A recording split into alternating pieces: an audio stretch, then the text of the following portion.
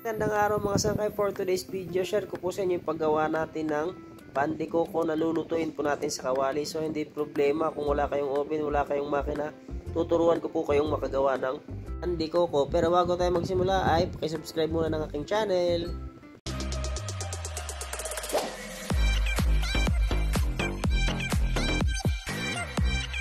Yung ating unang ingredients ng ating pan de coco sa kawali. So, yung gagamit ako ng light brown sugar, pero kung meron kayong white na available or anong kulay na available na sugar, pwede nyo pong gamitin.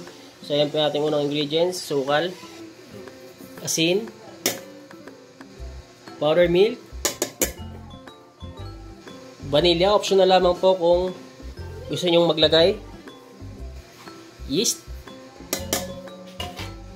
Next ay margarine. Sunod ay tubig. Next step natin, kapag nalagay nyo na yung mga ingredients na aking nabanggit, ay haluin muna natin. Tunawin natin ng maayos yung ating nilagay na asukal at saka yung asin. Bago natin ilagay yung ating harina. So ayan, kapag nahalo nyo na ng maayos at wala ng bubo na asukal, ay ilagay na natin yung ating susunod na ingredients. At ito na mga sangkay yung ating harina. Bale, 2 cups po yung ating ginamit. First class po yung ating harina. So, bale, bubuuhin muna natin yung ating masa. Gamit yung ating spatula. So, yun, bale, nabuo na natin yung ating dough. Ngayon, ay mamasahin po muna natin. Pakikinisin muna natin yung ating dough mga sangkay. So, bale, ganyan tayo magpakinis ng ating dough. Masahin nyo lamang po hanggang sa mapakinis ng inyong dough.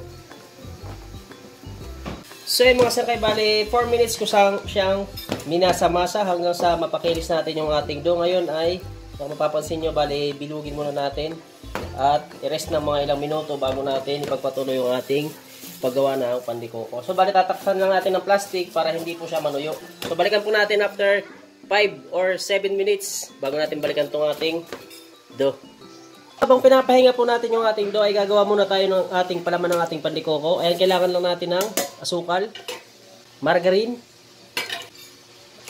at breadcrumbs. So kung wala po kayong breadcrumbs mga sangkay, ay okay lang po. Kahit hindi po kayo maglagay ng breadcrumbs sa inyong palaman.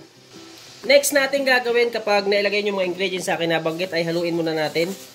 At pakilike at share naman ng video at pakisubscribe na rin po ng aking channel. At ilagay na natin yung ating nyog. So ayan, mga sangkay, ito yung ating palaman. So haluin lang natin ng maayos.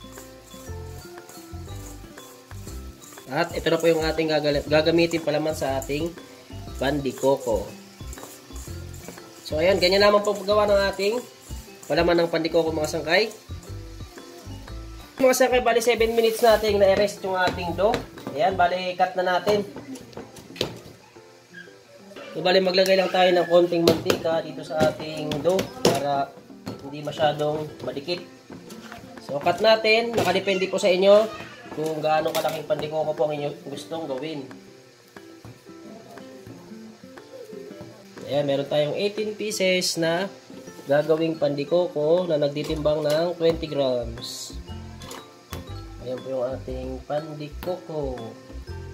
Next step natin ay magagamit na natin yung ating palaman. So ito yung ating palaman. At dito natin ilalagay yung ating tinapay na ating dough na linagyan natin ng palaman. So bali ganito lang mga sangkay ang ating pagpalaman. Ayan, lagay nyo lamang po yung palaman dyan sa inyong dough. Papalutin lang natin. At lagyan natin dito. Diyan natin ipapahinga yung ating tinapay.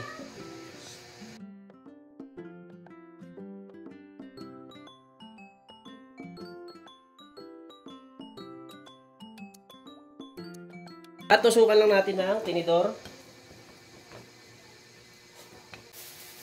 So yan mga sangkay, bali takpan natin ng plastic para hindi manuyo yung ating tinapay. So yan, rest natin ng ilang minuto bago natin salang.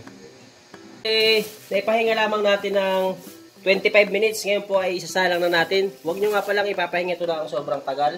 Dahil pag nasobrang po yan sa alsa ay babagsak po yan kapag inyo nang hinawakan. Kaya kailangan, huwag po yung tabang palsa lamang po. Dapat hindi po siya masobrahan. Bale, itong ating masa nga pala mga sangkay ay kung sakaling meron kayong oven, pwede nyo rin po itong isa lang sa inyong mga oven. Sangkay, bale gagamit lamang tayo ng mahinang apoy para sa ating pagluluto ng pandikoko.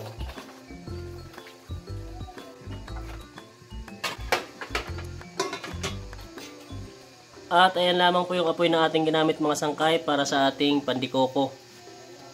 So kay mga sangkay, kung sakaling pula na yung kapilang side ng ating tinapay ay baliktarin lang natin. Yan, at papulahin din natin yung kabilang side. So ganyan lamang po yung pagluluto sa kawali ng ating tinapay. Kailangan gagamit lamang kayo ng mahinang apoy. So, ganyan lamang po ang ating pagluluto ng pandikoko sa kawali.